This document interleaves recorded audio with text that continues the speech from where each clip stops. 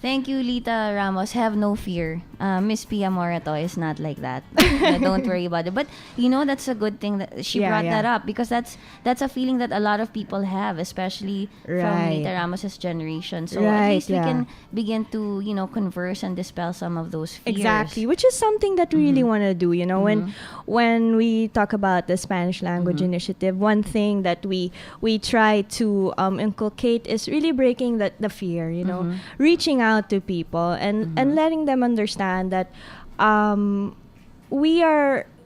world is getting smaller, and it would be nice to build bridges, among all the people around the world, right? And don't worry, Spain doesn't want to rule us anymore. They have their own problems. We have another caller on the line, Mrs. Mercado. Let's put her on. Hello? Hi. Hi, Mrs. Mercado. How are you this afternoon? Is it buenas tardes or buenas tardes? Buenas tardes, señora. ¿Qué tal? Buenas tardes? Sí, buenas tardes.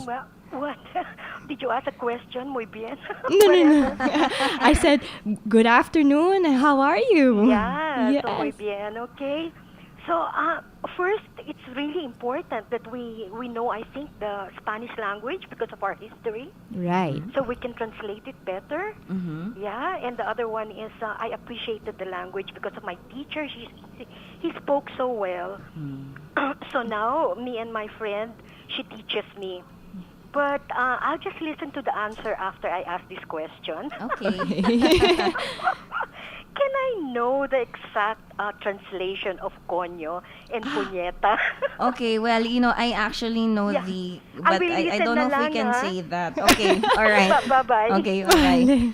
Okay, Pia, let's tackle Coño, I don't want to say. I know, I don't want to say. The exact translation, if you leave your number, Mrs. Mercado, I'll tell you over the phone, but not on the air. But let's just say it's a vulgar way of describing a body part, right, of a woman. And in certain parts of Spain, like most especially in the south of Spain, like Andalusia, every sentence is just like ends with the coño. That's why we I mean, they don't even think of it that way anymore. That's like here when you hear some people and like, when they're like, coño, pero let's go there, coño. They everything is coño.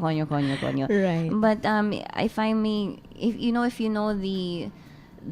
you know the English word, it starts with a C, it ends with a T, it's a 4-letter word. It's kind of like that. Right, yeah. right. And then, the puñeta.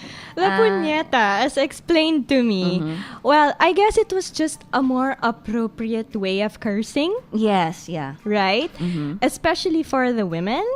I think more ladylike. More ladylike, and it actually refers to a bracelet, right? That's what I said before. Like, the puñeteros were people who made bracelets, or it's something to do with the wrist. Right. So it's actually not a bad word. Right. It's just here that it's more refined. Yeah, it's more refined. Right. Maybe there was a snobby element, but I remember learning that a puñetero was someone who made bracelets, or it has something to do with the wrist. Right. So maybe. Was that what you learned also? Yes. Okay, so I'm on the right track. And tell my family member, thanks. So I asked her when I was 10, what does puñeta mean? She's like, well, it actually doesn't really mean anything. Yeah, so it's more proper for a woman. Puñeta. Ay, puñeta. Yeah, so it's not a bad word, okay? So don't censor us because it's not actually a bad word. Right, That's right. Right. Okay, so I'm glad she asked those questions. Right, so interesting. And then, to address some of Lita Ramos's concerns, I hope that, Pia, you come back and then, you meet people like Lita Ramos through the radio on the air, and that they can learn converse in Spanish if they want conversational Spanish with you, and then to dispel the fear, as you said, build bridges, and the world is getting smaller, and since Lita Ramos and people, maybe her friends, know some Spanish anyway, maybe they'll find a different spin to it nowadays, because from what I understand from her story, it was a it wasn't such a pleasant experience because they learned it in high school and then college, but from what I heard earlier, correct me if I'm wrong, Lita, and you can call me back and correct me today or on another day if you wish. They taught it to them, but they didn't actually speak to them in Spanish. Right, so it does feel like it's kind of a snobby thing. Like, you have to learn it, but we don't care whether you speak it or not. And it's not about inviting someone into a circle.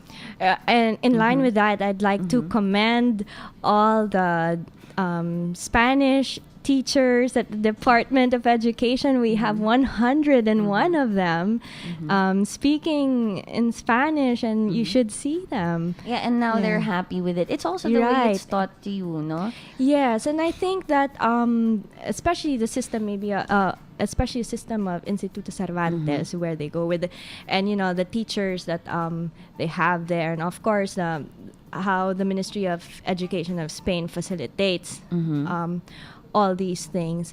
There is a relationship. It's not like before where it was like colonizer and slave. No, it's no, not like that. no. Let's just put it bluntly. Right. It's not colonizer and slave. No, it's not like that Right. anymore. But I can understand that feeling. And then like when Miss Ramos went to work, started going to work, it's like they only had a few sentences to say in Spanish because their boss was maybe that kind. And there has been that classism kind of in the past. But now the playing field is leveling out. It's getting even, and it's a friendly thing that you're inviting them to do over here. Exactly. Okay. That's right. I hope you and Lita Ramos get to know each other because I love Lita Ramos. I never met her, but just from speaking to her on the radio. And thank you, Mrs. Mercado, for calling in. You have the best questions ever. You really do. It's so funny. And you're like, okay, I'll just listen. Don't worry about it. But I hope we answered your question enough. You know, and if you want to know the real exact translation, just for the first word that you mentioned, call me up again and I'll tell you over the phone. They can't actually say the English word on the air. Right. But as we said, Punyata, just something to do refers to the wrist, a more refined way of cursing. Exactly. Most especially for the women. For the women. Yeah. I wanted to ask you about how this initiative is being sustained and all that, but it looks like we're out of time. So maybe you can come back next week. Okay. I can invite you for that. Sure. Thank you so much. Tell me in Spanish that you'll be back next week. Vale, nos vemos en la próxima semana, Nicole, y muchísimas gracias. Muchas gracias, Pia. Okay. That's all I can say for now.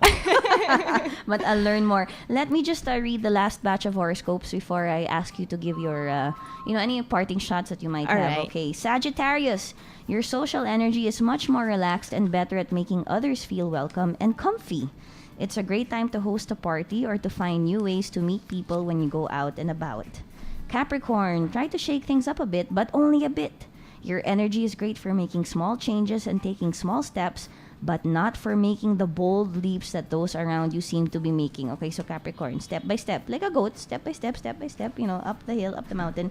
Aquarius, don't worry about whether everyone is listening to you. The right people are, for sure. Okay, so your great mental energy attracts them like iron fillings to a magnet. Wow, what a comparison. I like that. And your patterns are much prettier. What do you mean your patterns are much prettier? Okay, well, whatever that means. Maybe you understand that, Aquarius. Maybe the horoscope is speaking to you directly. Pisces, this is not the best time for taking tests or doing massive paperwork. Oh, there, kids, you have an excuse. Don't do your homework today. You've got too much on your mind to focus too intensely on any one thing. Try to just deal with whatever feels most pressing. Okay, so those were your horoscopes for the day. So, Pia, you will return next week, and we're going to talk about how this is being sustained. And maybe Mrs. Mercado and Lita Ramos will call in. Maybe more people will call in. I'm looking forward to that. Yeah, Thank with you their very comments much. and questions and whatever. I'm just kidding. That's my fake Mexican. Whatever, Maybe you can call in. That's laid back, lazy, my fake sort of Mexican accent there. Maybe I can pretend. Maybe I can pretend I'm speaking Spanish just by speaking the English this way. And this theory. A friend of mine had a theory one time when we went to. Oh, Mrs. Mercado said the explanation was very clear. Okay. Thank you, Mrs. Mercado. Yeah, for the first word, it was very clear. Okay. All right.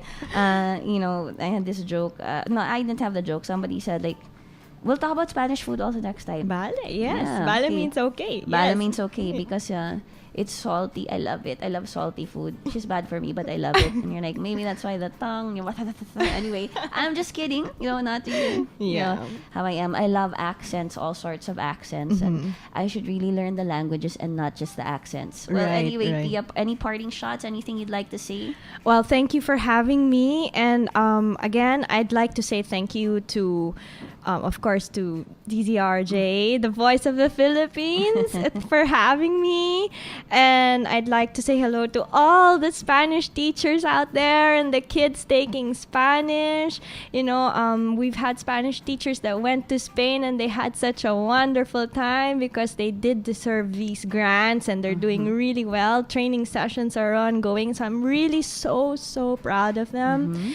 And I'd like to also say thank you to the Spanish government for giving these teachers a wonderful opportunity to become globally competitive. That's right. Okay, and we'll talk about it more next week. Just tell me when you're coming. Yes. Thank you so much, All Nicole. right. Thank you for being on the program, Pia. Thank you for calling in, Mrs. Mercado and Lita Ramos. I hope you enjoyed today as much as I did, as much as we did, Yes, actually. thank you. I'll see you guys on Monday. Have a great weekend. Stay tuned for Patrick Tulfo and Hard Talk.